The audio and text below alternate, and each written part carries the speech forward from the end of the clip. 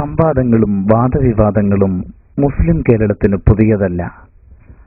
മതമൂല്യങ്ങളെ ഭേദ്യം ചെയ്യാൻ ആദർശവിരുദ്ധ സംഘങ്ങൾ ശ്രമം നടത്തിയപ്പോഴൊക്കെയും സത്യമാർഗം സുതാര്യമായി വരച്ചുകാട്ടാൻ അഹ്ലുസുന്നയുടെ പണ്ഡിതന്മാർ രംഗത്തിറങ്ങി. കഴിഞ്ഞുകടന്ന പതിറ്റാണ്ടുകൾ സാക്ഷി വാദപ്രതിവാദ മുന്നണികളിൽ നിന്നെല്ലാം കൗശലപൂർവ്വം ഒളിച്ചോടുകയോ പരാജയത്തിന്റെ കയ്പുനീര് കുടിച്ച് സമൂഹമധ്യേ മുഖം പൊത്തി നടക്കേണ്ടി വരികയോ ചെയ്ത ചരിത്രമായിരുന്നു വഹാബി പ്രസ്ഥാനത്തിൻ്റെത്. എന്നാൽ സംവാദമധ്യേ വിയർത്തും വെള്ളം കുടിച്ചും മുജാഹിദ് പണ്ഡിതന്മാർ ചർച്ച അവസാനിപ്പിച്ചു കിട്ടാൻ അധ്യക്ഷനോട് കേണപേക്ഷിക്കുന്നത് ഇതാദ്യമാവാം. കാസർഗോഡ് ജില്ലയിലെ ഉദുമയിൽ സംഘടിപ്പിക്കപ്പെട്ട സുന്നി മുജാഹിദ് സംവാദത്തിൽ ഉന്നയിക്കേണ്ട ചോദ്യങ്ങൾ സംഘാടകർ നേരത്തെ തയ്യാറാക്കി അധ്യക്ഷനെ ഏൽപ്പിച്ചിരുന്നു. ചോദ്യങ്ങൾക്ക് മറുപടി പറയാൻ 5 മിനിറ്റാണ് ഓരോ വിഭാഗത്തിനും സമയം. ഉത്തരങ്ങളെ ഖണ്ഡിക്കാൻ മറുപക്ഷത്തിന് 5 മിനിറ്റും അനുവദിക്കപ്പെട്ടു. ചർച്ചാ വിഷയം സദസ്സിന് ബോധ്യപ്പെട്ടെന്നു അധ്യക്ഷൻ പ്രഖ്യാപിക്കും വരെ ഓരോ വിഷയത്തിലും ചർച്ച തുടരാമെന്നായിരുന്നു വ്യവസ്ഥ. അഡ്വക്കേറ്റ് MK മുഹമ്മദ് കുഞ്ഞി മാധ്യസ്ഥനായിരുന്ന വാദപ്രതിവാദത്തിൽ സുന്നിയിലും മുജാഹിദിലും ഉൾപ്പെടുന്ന ശ്രോതാക്കൾ പങ്കെടുത്തിരുന്നു. തീരുമാനിക്കപ്പെട്ട 16 ചോദ്യങ്ങളിൽ 7 ഉന്നയിക്കപ്പെട്ടു. സംവാദങ്ങൾ സാഗൂതം ശ്രദ്ധിച്ച സദസ്സിന്റെയും മോഡറേറ്ററുടെയും സംതൃപ്തിയും പ്രശംസയും സുന്നി പക്ഷത്തിന് ലഭിച്ചു. വിശുദ്ധ ഖുർആനും സുന്നത്തുമടങ്ങുന്ന പ്രമാണങ്ങളുടെ ബലത്തിൽ സുന്നി പണ്ഡിതന്മാർ വിഷയങ്ങൾ സമർത്ഥിച്ചപ്പോൾ വഹാബി പക്ഷം വാടിത്തളർന്നു. സാങ്കേതികത്വങ്ങളിൽ തൂങ്ങിയുള്ള മുജാഹിദ് പക്ഷത്തിന്റെ സ്ഥിരം മരം ചുറ്റിക്കളികൾ ഇവിടെ വിജയിച്ചില്ല.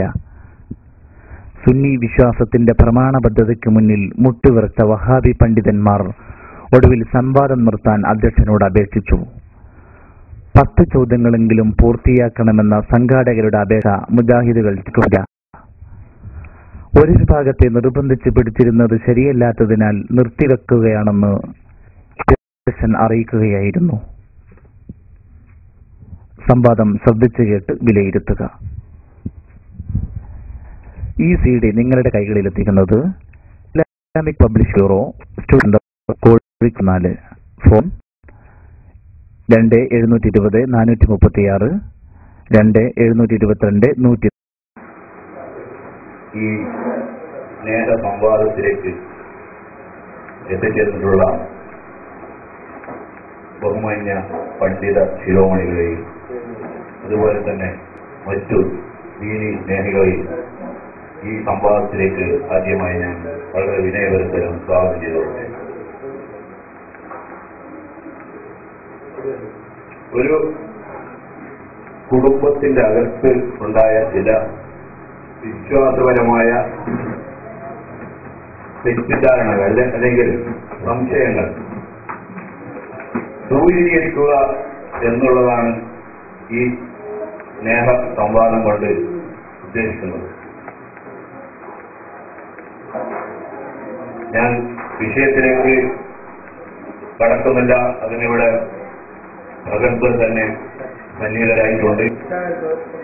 എന്റെ റോള് ഇവിടെ എന്താന്ന് വെച്ചാൽ ഈ സംവാദം വളരെയധികം നേർവഴിക്ക് നയിക്കുക എന്നുള്ളതാണ്. ഇത് വിഷയത്തിൽ നിന്നും വ്യതിചലിക്കാനോ അല്ലെങ്കിൽ അതിൽ നിന്ന് ഒഴിഞ്ഞു മാറാനുള്ള സന്ദർഭം ഇല്ലാതെ വളരെ നല്ല രീതിയിൽ സ്നേഹത്തോടു കൂടി തന്നെ മുൻപോട്ട് ഈ സംവാദത്തെ നയിക്കുക എന്നുള്ളതാണ് എന്റെ കർത്തവ്യം. അങ്ങനെ വരുമ്പോൾ ഇവിടെ ചില ചോദ്യങ്ങൾ മുൻകൂട്ടി തന്നെ തയ്യാറാക്കി തന്നിട്ടുണ്ട്. ഇത് ഓരോ വിഭാഗത്തോട് ചോദിക്കേണ്ട ചോദ്യവും ഇതാണെന്നോട് വ്യക്തമായിട്ട് പറഞ്ഞിട്ടുണ്ട്. അപ്പോൾ അങ്ങനെയുള്ള ചോദ്യങ്ങൾ അവരോട് ചോദിക്കുമ്പോൾ അവരെ അതിന് മറുപടി പറയുക, മറ്റവരോട് ചോദിക്കുമ്പോൾ അതിന് മറുപടി പറയുക.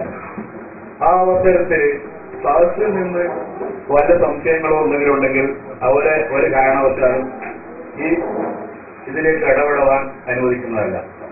ആരായിരുന്നാലും അവര് വല്ല കാര്യങ്ങളുണ്ടെങ്കിൽ നോട്ട് ചെയ്ത് അവസാനത്തേക്കോ മറ്റോ വെക്കുക.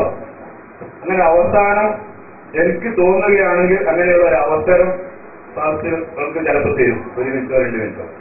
ആ അവസരത്തിൽ അവരുടെ സംശയങ്ങൾ എഴുതി തന്നാൽ കൊള്ളേണ്ടത് കൊള്ളും, അല്ലാത്തവർ തള്ളും. അതിനുള്ള പൂർണ്ണ കാര്യം എനിക്കായിരുന്നു. അതുകൊണ്ട് ഈ സംവാദത്തിന്റെ ഇടയിൽ ഒരു കാരണവശാലും ഇതിൽ ഇടപെടാൻ ആരെയും അനുവദിക്കുന്നതല്ല. ഇത് ശ്രദ്ധിച്ച് കേൾക്കുക എന്നുള്ളതാണ് ഇവിടെ ഇരിക്കുന്ന ഓഡിയൻസിന്റെ പ്രധാന കാര്യം. അവരുടെ പിന്നെ ഓരോ ചോദ്യത്തിനും ഉത്തരത്തിന് അനുവദിക്കുന്ന സമയം വേണമെങ്കിൽ നമുക്ക് 2 കൂടി ചർച്ച ചെയ്തോളം തീരുമാനിക്കാം. അല്ലെങ്കിൽ മാക്സിമം എന്റെ അഭിപ്രായത്തിൽ 5 മിനിറ്റിൽ കൂടുതലുള്ള ഉത്തരം നമ്മൾ ശരിയാവുകയില്ലാന്ന് എന്റെ അഭിപ്രായം. കാരണം 10 ചോദ്യങ്ങള് പിന്നെ അത് നീണ്ട് അങ്ങനെ 5 മിനിറ്റിൽ കൂടുതൽ കൊടുക്കുകയാണെങ്കിൽ അത് സബ്ജക്ട് ഇങ്ങനെ മാറി മാറി പല വഴിക്കും അങ്ങ് അത് എത്താതെ വരുന്നതുകൊണ്ട് നമുക്കൊരു 5 മിനിറ്റ് മതി എന്നുള്ളതാണ് എന്റെ അഭിപ്രായം. അപ്പൊ അത് വേണമെങ്കിൽ അത് അങ്ങോട്ടും ഇങ്ങോട്ടും ചർച്ച ചെയ്ത് ആ സമയത്തെ പറ്റി നമുക്ക് വേണമെങ്കിൽ ഒരു ധാരണയിലാണെങ്കിൽ അങ്ങനെ എന്തെങ്കിലും ഉണ്ടെങ്കിൽ. അപ്പം ഇതൊക്കെയാണ് ഇതിന്റെ നിയമങ്ങളും മറ്റും. അതുകൊണ്ട് നമ്മളതിന് കൂടുതൽ ഇത് ദീർഘിക്കാതെ ഡയറക്റ്റായി വിഷയത്തിലേക്ക് തന്നെ കടക്കാമെന്ന് അറിയിച്ചുകൊണ്ട് ഞാൻ നിർത്തുന്നു.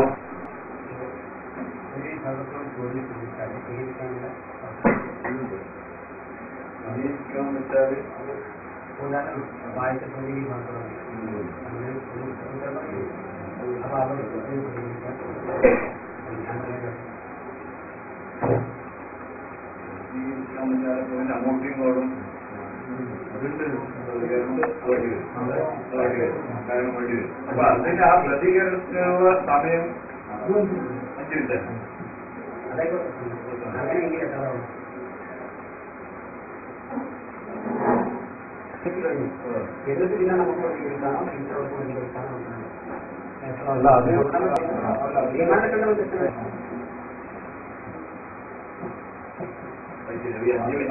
അങ്ങോട്ടും ഇങ്ങോട്ടും അതിന് മുമ്പ് വിഷയം തീരുന്നതിന് കുഴപ്പമില്ല. ഡോക്ടർമാരുടെ റോഡിലാണ് മറ്റുള്ള ആളുകൾക്ക് അവർക്ക് ബോധ്യപ്പെടുന്നതാണ്. അവരുടെ ഇടക്കങ്ങൾക്ക് ബോധ്യപ്പെട്ടാൽ ചർച്ച അവസാനിപ്പിക്കാമെന്ന് പറഞ്ഞാൽ കുഴപ്പമില്ല. അതേസമയത്ത് അല്ലാത്ത പക്ഷം 1 മണിക്കൂറെങ്കിലും 5 പ്രാവശ്യം അങ്ങോട്ടും ഇങ്ങോട്ടും നോക്കേണ്ടത്.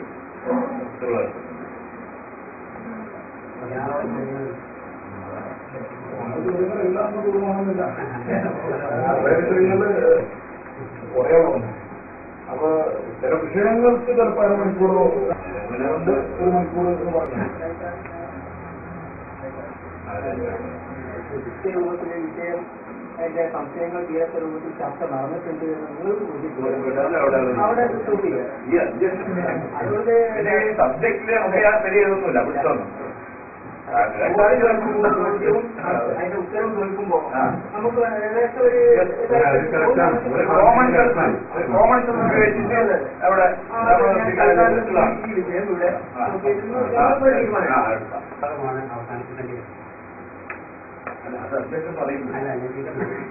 ആദ്യമായി ചോദിക്കപ്പെടുന്ന വിഭാഗമാണോ ആ വിഷയം അവസാനിപ്പിക്കേണ്ടത്, അതല്ല പ്രതികരിക്കുന്ന വിഭാഗമാണോ?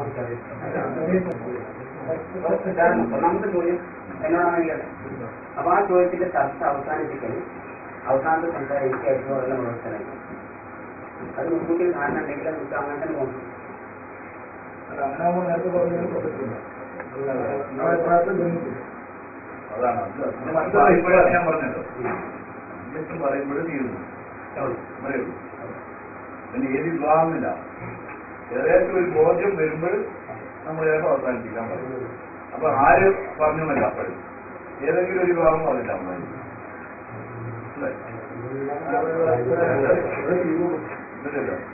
അപ്പൊ നമ്മള് കണക്കാക്കാം.